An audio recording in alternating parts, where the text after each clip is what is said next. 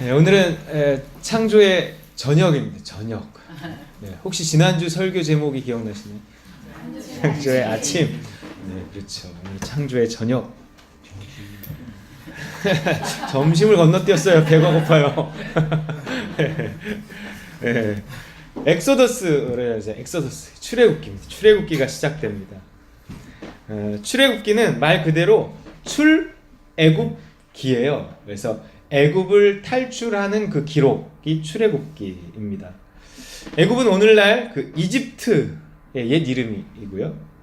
우리가 아는 바로 나오죠.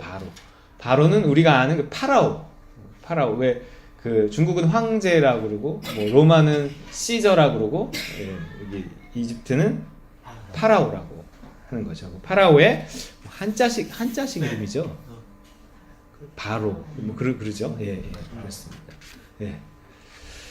요셉을 통해서 그 애굽으로 다 이주해 갔잖아요. 요셉이 국무총리하면서 막 애굽으로 다 이제 요셉의 가족, 야곱의 가족들이 애굽 땅으로 다 이주해 가서 그 애굽에 정착해서 번성해 갔어요.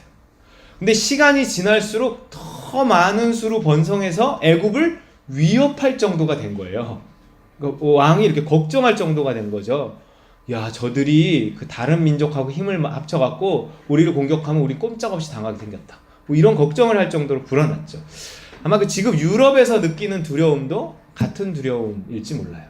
유럽엔 지금 이런 두려움이 있어요. 왜냐하면 유럽인들은 출산율이 매우 저조해요. 근데 이민해 와서 정착하고 사는 그 아랍 사람들은요, 그 애들을 엄청 낳는 거예요. 또 나라에서 다 키워주니까 그 나라는. 이 대부분 이슬람교를 믿는 무슬림들입니다. 여러분 기독교를 믿는 사람을 뭐라 그래? 크리스찬이라 그러듯이 이슬람교를 믿는 사람들은 무슬림 이렇게 이야기해요. 유럽이 느끼는 두려움은 단순히 이게 타 민족이 뭐 번성해 가는 것에 대한 두려움을 넘어서 그 이슬람 세력의 확장을 두려워하는 것입니다. 예전에는 그 무력으로 교세를 확장하던 이슬람교가요, 이제는 이민과 인구 증가를 통해서 점령을 꾀하고 있다고 보는 거예요. 우리나라에도요, 그 의도적으로 젊은 한국 여자들에게 접근해서 결혼하고 애를 낳아서 이슬람교를 확장하는 이슬람교 선교사들이 있다고 그래요. 어쨌든 바로도 이런 식의 위협을 느꼈을 것입니다. 그러면서 서서히 야곱의 자손들의 목을 죄기 시작하는 거예요. 결국 야곱 자손들은 애굽의 노예가 되었어요. 그래서 아브라함의 자손으로 살아가는 것이 괜찮았던 시절이 있었는데 적어도 지금은 아니라는 거죠. 신자로 살아가기 괜찮았던 시절이 있었는데 이젠 아닌 겁니다. 잘 믿기가 잘 믿는 것도 아니야. 그냥 믿기조차도 어려운 세상입니다. 점점 더 어려워지는 세상입니다. 기독교적인 분위기가 이 나라를 휩쓸던 7, 80년대가 지나갔어요. 학생부가 차고 넘쳤어요. 제 기억에도. 그 좋은 시절이 지나고 이제는 서서히 기울던 한국교회가 이제 확연히 기운 채 쓰러져가고 있습니다. 이단과 이슬람 세력마저 극성을 부리면서 설 자리를 잃어가고 있어요. 교회에서 잃어버린 사람들을 다 이단들이 뺏어가고 있습니다. 젊어서부터 믿던 사람들은 그 관성의 법칙이라는 게 있잖아요. 가던 걸 계속하는. 그 법칙을 그냥저냥 습관처럼 믿음을 이어가지만 이 새로 태어난 젊은 세대들은요, 믿음을 갖기도 유지하기도 힘이 들어요. 마찬가지로 이 큰 교회들은 7, 80년대를 거쳐온 분들이 그나마 교회를 지켜가고 있지만 새로 개척된 젊은 교회는요, 부흥은커녕 유지하기도 힘든 상황입니다. 자, 이 시대를 살아가는 지혜는 무엇일까요? 이 시대의 믿음을 지키며 또 우리의 자녀들을 지킬 수 있는 방법은 뭘까요? 여러분, 모두가 잘 되는 시대에는요, 대충 해도 잘 됩니다. 하지만 뭘 해도 안 되는 시대에는 정말 잘하지 않으면 살아남기 어려워요. 오늘은요, 이 어두운 시대를 살아가는 기술, 이 어두운 시대에 살아남는 기술에 대해서 나눠보도록 하겠습니다. 이 앞서 말했듯이요, 이 모세가 태어났던 시기도 참으로 어두운 시기였어요. 그렇잖아요. 야곱의 자손들이 애굽에 정착할 당시만 해도 나름 대우받고 태평성대를 누리던 시대였어요. 형제 중 하나인 요셉이 그 나라 국무총리였잖아요.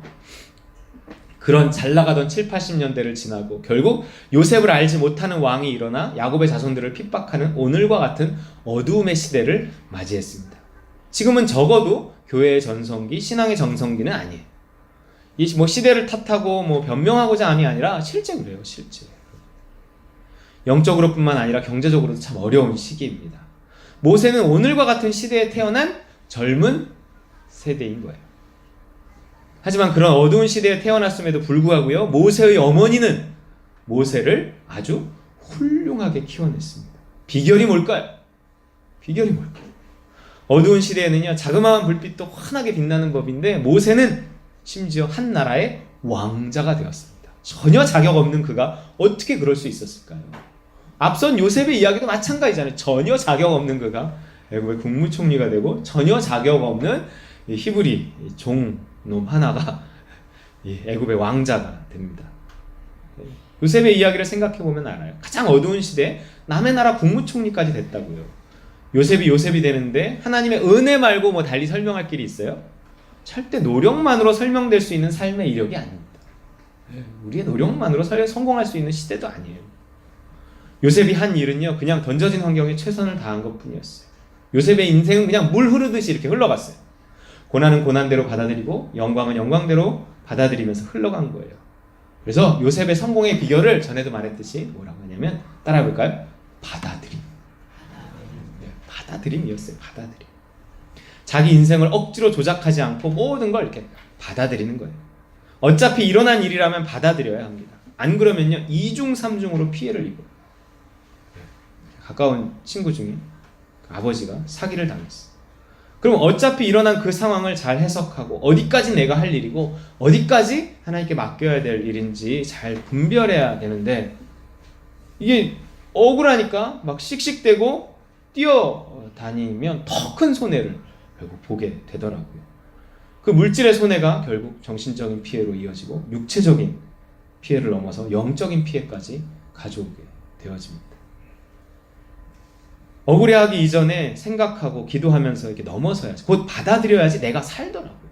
이건 뭐 용서하라는 얘기도 아니고요, 참으라는 얘기도 아니고요, 나 살기 위해서, 내가 살아남으라는 이야기예요. 받아들여야 됩니다. 이 험한 세상을 살아나가기 위해서는 이런 받아들임이 필수입니다. 그 받아들임의 바탕이 되는 것이 뭐냐면 믿음이라는 거예요. 믿음. 무언가 있다. 전 이런 말 잘해요.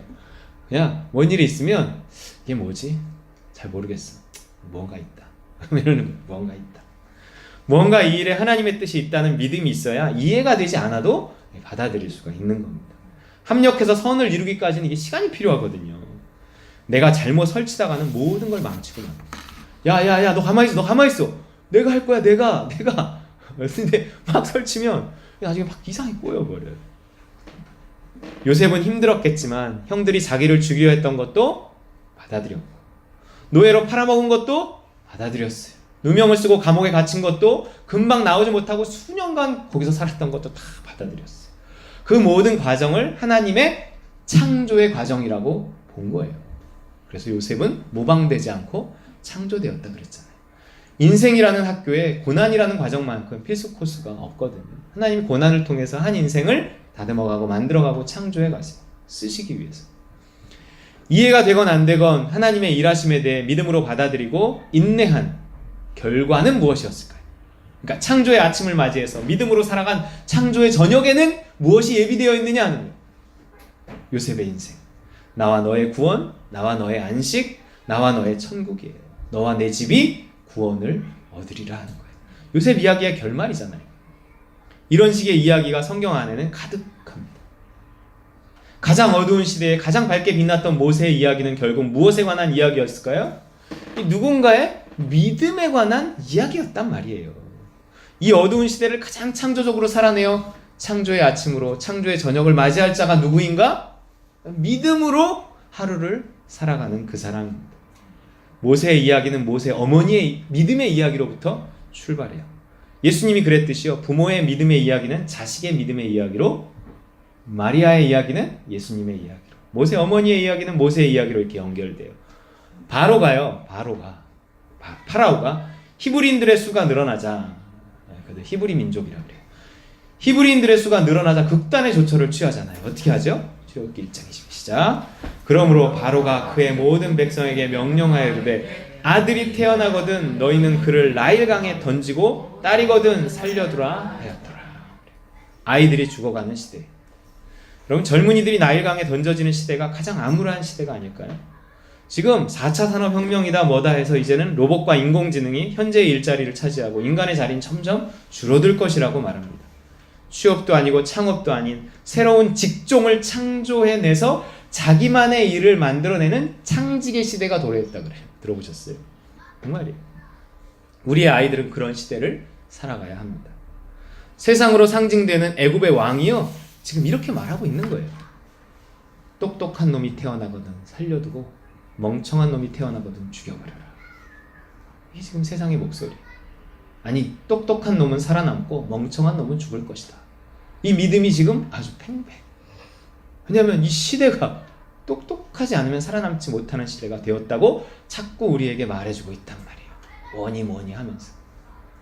누구나 자식을 낳을 때는 자식의 행복을 간절히 바라고 낳습니다. 하지만 이 어두움의 시대, 내 자식을 나일강에 던져버리라고 하는 이 시대에 내 아이의 행복을 바란다는 것이 참으로 어려운 거예요. 누가 자기 자식이 똑똑하지 못하고 건강하지 못하다고 해서 자식의 행복을 포기하는 부모가 있겠습니까?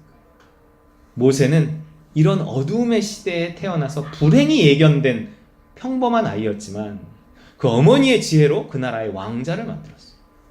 여러분, 그 어머니의 지혜란 뭘까요? 어떤 것일까요? 2절, 본문 2절에 나와있어요. 읽어볼까요? 시작. 그 여자가 임신하여 아들을 낳으니 그가 그 잘생긴 것을 보고 석 달 동안 그를 숨겼습니다. 분명히 파라오, 당대 최고의 권력자가 죽이라고 했는데 안 죽인 겁니다. 재판 없이 사형이었을 거예요. 그런데도 목숨을 걸고 세상 왕의 명령을 거스른 거죠. 여러분, 이 어두움의 시대, 내 자식을 살리는 첫 번째 지혜는 뭐예요? 세상이 시키는 대로 하지 않는 거예요. 세상의 명령, 세상의 논리를 따르지 않는 거죠. 그런데 이 모세의 어머니가 그렇게 한 이유를 본문은 단지 그가 잘생겼기 때문이랍니다. 도대체 어머니가 보기에 잘생기지 않은 아들이 어디 있을까요? 그렇잖아요. 아니, 그럼 뭐 못생겼으면 에이 못생겼어 버려, 그리고 엄마가 버릴까요? 아니란 말이에요. 모세의 엄마는 왜 목숨을 걸고 왕의 명령을 거스른 걸까요? 왜 세상이 시키는 대로, 남이 하는 대로 따라하지 않은 걸까요? 무슨 배짱이고 어디서 나온 용기였을까요? 수천 년의 세월을 뛰어넘어서요, 신약 성경 기자가 그에 대해서 말하는 거예요. 소위 믿음장이라고 하는 히브리서 11장에 나와요. 믿음의 조상들을 모아놓은 명예의 전당, 거기에 모세의 어머니가 나와요. 히브리서 11장 23절 시작. 믿음으로 모세가 났을 때 그 부모가 아름다운 아이임을 보고 석 달 동안 숨겨 왕의 명령을 무서워하지 아니하였으며. 세 번역에는 뭐라 그러냐면 모세가 태어났을 때 믿음으로 그 부모는 석 달 동안 아기를 숨겨두었습니다. 그랬어요. 그 배짱이 어디서 나왔어요? 그 용기가 어디에 기인한 거예요? 믿음으로. 가장 암울한 시기에도 내가 살 길, 또한 내 자식이 살 길은 믿음을 따르는 겁니다. 뭔가 죽이면 안 된다, 지켜야 한다 하는 믿음이 온 거죠. 그러다 자기도 죽을 수 있는데, 그러다 망할 수 있는데 세상을 거스르는 용기가 믿음에서 나오는 겁니다. 남들 먹이는 분유? 나도 먹여야 되고, 남들 보내는 학원? 나도 보내야 돼요. 뭐가 좋다더라 하면 따라해야 되고, 뭐가 유행하면 우리로 몰려갑니다. 뭐가 이런 행동과 선택을 하게 하는지 아세요? 두려워요. 같은 일을 해도 그 일을 하지 말라는 게 아니라 같은 일을 해도 믿음으로 해야 되지 두려움으로 하면 안 돼요. 어떤 두려움이냐면 내 자식이 뒤처질까 봐 하는 거예요. 먹고 사는데 지장이 있을까 봐. 앞서가지 못해도 적어도 남들 하는 건 따라해야 마음이 편한 거예요.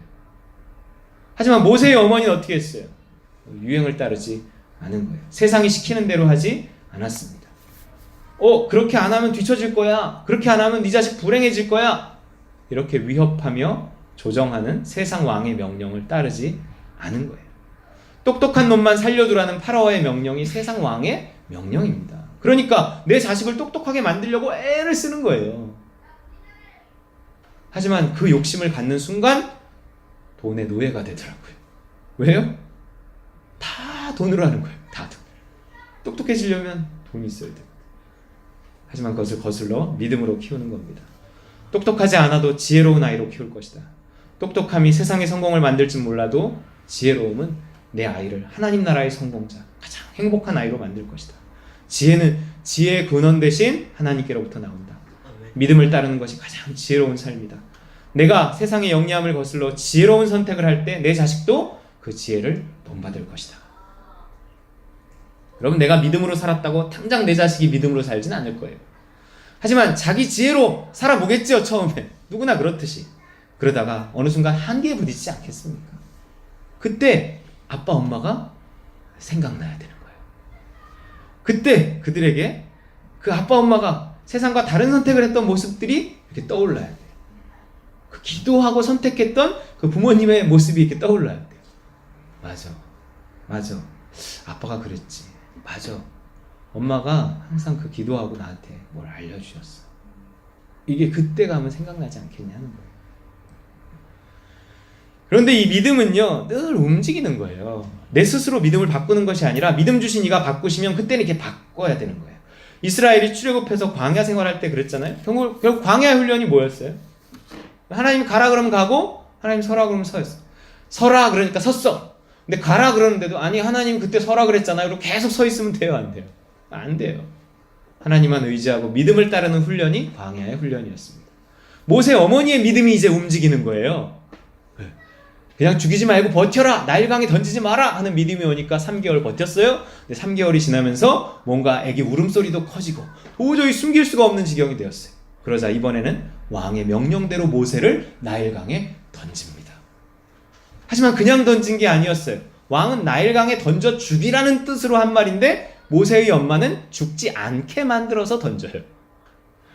3절 읽어보겠습니다. 시작. 더 숨길 수 없게 되매 그를 위하여 갈대 상자를 가져다가 역청과 나무진을 칠하고 아기를 거기 담아 나일강과 갈대 사이에 두고. 왜 이런 일을 한 걸까요? 믿음으로 모세를 숨겼다고 했으니 이 일도 믿음으로 하지 않았을까요? 이런 믿음 누가 줬어요? 이런 지혜 어디서 났어요? 하나님이 주셨어요. 이것이 자기 지혜인지 하나님의 지혜인지 잘 모를 수 있지만 믿음으로 살려고 애쓰는 사람에게는 하나님의 지혜가 임합니다. 이제 모세의 어머니는요, 믿음으로 준비된 자식을 믿음으로 세상에 내어 던집니다. 모세는 어떻게 됐을까요? 여러분, 그런 순간이 와요. 네, 이제 원준이 어린이집 하나만 보내려고 해도 나일강에 내어 던지는 어머니의 기분일 거예요. 그렇잖아요. 근데 그렇게 믿음으로 때가 되어서 믿음으로 내어 던지면 어떻게 될까요? 만남의 축복이 임합니다. 만남의 축복. 나일강 갈대 사이에 둔 모세를요, 모세의 누나가 지켜보잖아요. 이렇게 어떻게 되나. 그때 마침 나일강을 거닐던 애굽의 공주에게 발견됩니다. 이렇게 될 줄 알았을까요? 이런 시나리오를 사람이 짤 수 있을까요? 모세 어머니가 똑똑해서였어요? 모세 누나가 눈치가 있었어요? 아니에요. 믿음으로 사는 삶에는 이런 우연처럼 보이는 필연, 일상처럼 보이는 기적들이 따라다녀요. 정말 생각지도 못한 사람을 만납니다. 생각지도 못한 일들이 일어나요. 그러면서 도저히 내 힘으로 할 수 없는 일들이 이렇게 이루어지죠. 여러분이 그 증인이고 여러분이 그런 만남입니다. 저한테. 저도 참 많이 그 믿음의 길에서 좋은 분들을 만났습니다. 의뢰 믿음의 길에서 만난 사람들은 다 좋은 사람이고 나에게 필요한 사람이란 믿어요. 엄두가 안 나지만 일단 순종하고 보면 누군가 함께 할 사람, 도울 사람들이 이렇게 나타나요. 근데 그걸 다 나타난 다음에 하는 게 아니에요. 누가 이 장소 빌려준다 그러고 누가 오겠다 그러고 나 먹고 살 거 해결해 준다 그러고 그럼 좋아 개척해야지. 이게 아니더라고요. 아무것도 없을 때 아멘 그리고 개척하겠습니다 그러고 교회에 말하고 났더니 열흘도 지나지 않아서 누가 나타나고 막 이러면서 하나님 만들어 가시더라고요. 만남의 축복이 있어요. 만남의 축복. 네. 이런 복을 가져오는 것은 믿음이고요. 이때의 믿음은 또한 이게 유연함이라는 거예요. 유연함. 모세의 어머니의 유연함. 그 믿음이 이 모세에게 이 복을 가져다 주잖아요. 그래서 이 어두움의 시대에 내 자식의 미래를 기대할 수 없는 이 시대에 내 자식 살리는 두 번째 지혜는 뭐냐면 유연함이라는 거예요. 유연함. 세상의 유행을 따르지 않고 정해진 길을 가지 않으며 창조적으로 키울 수 있는 첫 출발도 믿음이었듯이요. 그 창조적인 길을 계속해서 가는 방법 또한 믿음, 곧 유연함이라는 거예요. 믿음으로 용기를 내서 새로운 길을 가지만 언제라도 유연하게 그 길을 조정할 수 있는 거죠. 이것만이 변화무쌍하고 한치 앞을 내다볼 수 없는 4차 산업혁명 시대를 살아가는 지혜인 것입니다. 점점 이런 지혜가 요구돼요. 이제는 외운 지식을 가지고 승부할 수가 없는 시대예요. 외우고 반복하는 것은 전부 기계가 한다고 보면 된다. 이렇게 말하더라고요. 어떤 인간만이 할 수 있는 어떤 그런 사랑, 감성, 창조적인 지식 이런 것만이 앞으로의 시대를 살아갈 수 있게 하는 거. 이거 다 하나님 주시는 거거든요. 지혜거든요. 지혜. 좋아요. 이렇게 믿음으로 내 자식을 키운다면 이것은 하나님의 자녀를 하나님의 뜻대로 키우는 것입니다. 그럼 뭔가 나에게도 그 부모에게도 그에 따른 보상이 주어지지 않을까요? 내 자식을 믿음으로 키웠어. 물론 내 자식 잘 되는 것만큼 큰 보상은 없겠지만 그래도 그 키우는 과정에서도 난 하나님께 상을 받을 수 있다는 거예요. 믿음으로 내 자녀를 키우면 하나님께 상을 받아요. 모세의 엄마는 자기 자식 키우면서도 남의 자식 키우듯이 월급 받았다니까요. 월급. 처음 있는 일이에요. 어떻게 된 일일까요? 모세를 발견한 공주에게 모세의 누이는 그 유머를 소개시켜준다고 이야기하죠. 그러면서 모세의 엄마를 데리고 와요. 이 공주가 알았을 것도 같고 몰랐을 것도 같고 그래요. 아마 알았으니까 뭐 더 그랬을 수도 있고 그 모세의 생모에게 바로의 딸이 하는 말입니다. 9절 시작. 바로의 딸이 그에게 이르되 이 아기를 데려다가 나를 위하여 젖을 먹이라. 내가 그 삭슬 주리라. 여인이 아기를 데려다가 젖을 먹이더니. 이 여인이 누구예요? 엄마예요. 엄마. 믿음으로 자식을 키우잖아요. 믿음으로 내어놓잖아요. 그럼 자식 키운 상이 주어진다는 거예요. 당연한 일을 하면서도 복을 받습니다. 하나님 나라에서는요, 무슨 일을 했느냐가 보상을 결정하는 것이 아니라 누가 시킨 일을 했느냐가 보상을 결정해요. 모든 선택권을 내어놓고 믿음으로 살아가면 심지어 내 자식을 키우는 일에도 상급이 따른다는 것입니다. 그래서 저에게는 상 받을 일이 3명이나 있어요. 할렐루야. 네. 시편 127편 3절 읽어볼까요? 시작. 보라, 자식들은 여호와의 기업이요 그의 열매는 그의 상급이로다. 하지만 아담에게 있어 하와도요, 순종했을 때는 뼈 중에 뼈요 살 중에 살이라 그런 거였지만 불순종하니까 평생 왼수가 되어버립니다. 마찬가지로 우리가 순종해서 자식을 키운다는 전제로 자식은 상급이 될 수 있는 거죠. 아니면요, 이게 짐이 되고 부담이 될 뿐입니다. 이게 평생 벗어날 수 없는 짐이에요. 나의 조그만 머리로 자식을 키우시겠습니까? 뼈 빠지게 고생해놓고 고마움도 모르는 자식 때문에 한탄하시겠어요? 아니면 내 욕심 이룰 대상으로 모든 걸 쏟아붓고도 평범하게 살아가는 그 자식 때문에 한을 품으시겠어요? 내가 너 이렇게 살라고 그렇게 쏟아부은 줄 아니? 다 부질없는 짓입니다. 그냥 믿음대로 믿은 만큼 하는 겁니다. 내가 다 하면 하나님이 안 하셔. 내가 설치면 예수님 주무시잖아. 늘 기도하면서 그분을 깨우고 그분께 묻고 시킨 대로만 하는 겁니다. 누가 자녀 양육에 대해 말할 수 있겠습니까? 자식을 뭐 많이 키워봤다고 자식 키우는 법을 알 수 있을까요? 이게요, 그냥 두렵고 떨릴 뿐이더라고요. 하지만 내가 하나 아는 것은요, 믿음으로 구원받는다는 사실입니다. 믿음대로 하면 나도, 내 자식도, 이 교회도, 이 나라도 살 수 있다는 것뿐이에요. 저도 처음 가는 길을 가듯 오늘도 묻고 또 물으며 한 걸음씩 가는 겁니다. 여전히 부족하고 여전히 두려움이 따라다니지만 그래도 믿고 가니까 그나마 평안이에요. 여러분, 한 번 사는 인생, 또 한 번 키우는 자식, 한 번 하는 모험, 내 생각대로 해도 모험이고요, 믿음대로 해도 모험이라면 믿음대로 한번 해보자. 다른 분 드림교회 다니시는 분들, 그렇게 날마다 창조의 아침을 맞으며 믿음대로 선택할 때 우리가 맞이하는 인생의 저녁에는 평안한 노후가 준비되어 있을 것입니다. 창조의 아침으로 맞이하는 창조의 저녁을 누리시는 우리 따님과 누린 모든 식구들 되시기를 주님의 이름으로 축원드립니다. 주신 말씀 기억하며 기도하겠습니다. 하나님, 내가 믿음으로 살기를 원합니다. 우리의 자녀들을 믿음으로 키우기 원하고 믿음으로 내어놓기를 원합니다. 그래서 하나님께서 정말 내 힘으로 할 수 없는 일을 하시고 만남의 축복을 주시면서 내 자식을 키워가시는 것을 내 눈으로 보고 나도 내 자식도 살 수 있는 그런 믿음의 사람들이 되게 하옵소서. 우리 주신 말씀 기억하며 기도하겠습니다. 하나님 아버지 감사합니다. 아버지 감사합니다. 쑥 아버지에게 쑥 아버지 하나님 아버지 쑥 감사합니다.